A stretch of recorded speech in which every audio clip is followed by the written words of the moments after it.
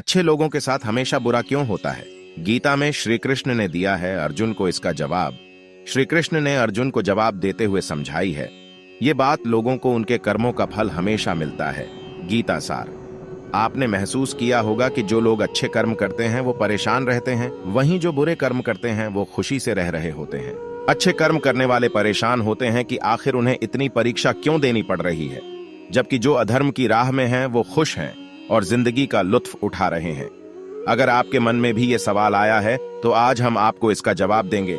ये जवाब वो है जो भगवत गीता में लिखा है और श्री कृष्ण ने अर्जुन को दिया था।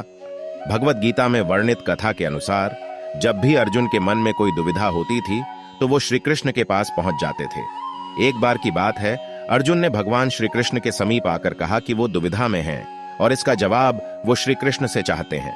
श्री कृष्ण ने पूछा कि क्या सवाल है? अर्जुन ने कहा, मुझे ये जानना है कि अच्छे लोगों के साथ हमेशा बुरा ही क्यों होता है, वहीं बुरे लोग खुशहाल दिखते हैं।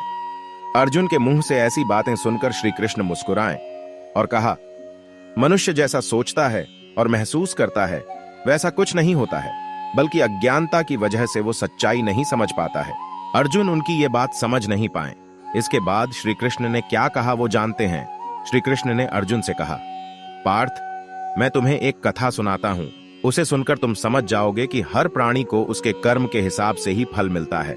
प्रकृति हर किसी को अपनी राह चुनने का मौका देती है। अब वो मनुष्य की इच्छा पर निर्भर करता है कि उसे धर्म की राह चुननी है या अधर्म की।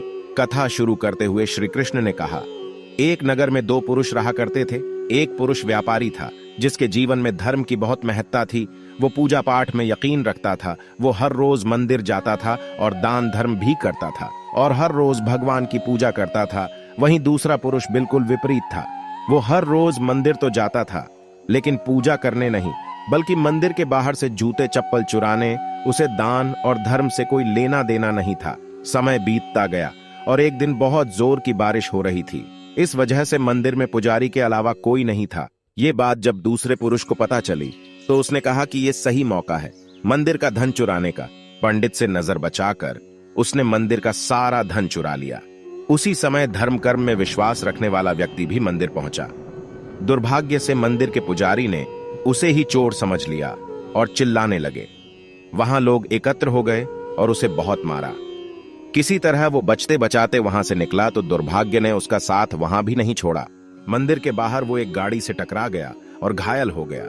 फिर वो व्यापारी लंगड़ाते हुए घर जाने लगा तो रास्ते में उसकी मुलाकात उस पुरुष से हुई जिसने मंदिर से धन चुराया था।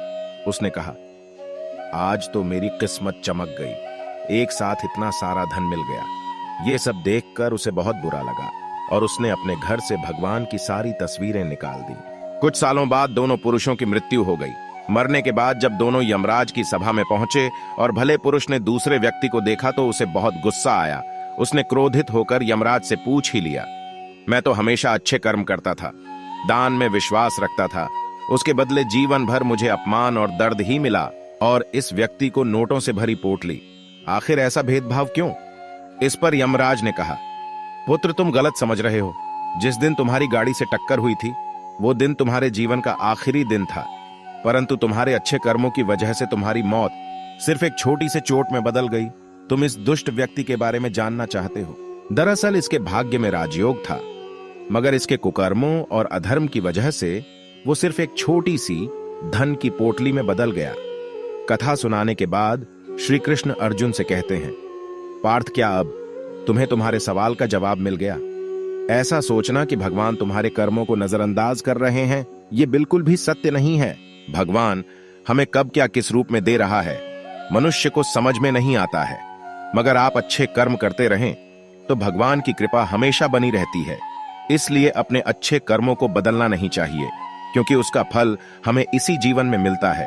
इसलिए मनुष्य का फर्ज है कि वो हमेशा अच्छे कर्म करते रहें, क्योंकि श्री कृष्ण ने गीता में भी बताया है कि किसी के द्वारा किया गया कर्म बेकार नहीं जाता है, चाहे वो अच्छा हो या बुरा। Subscribe and stay tuned with us.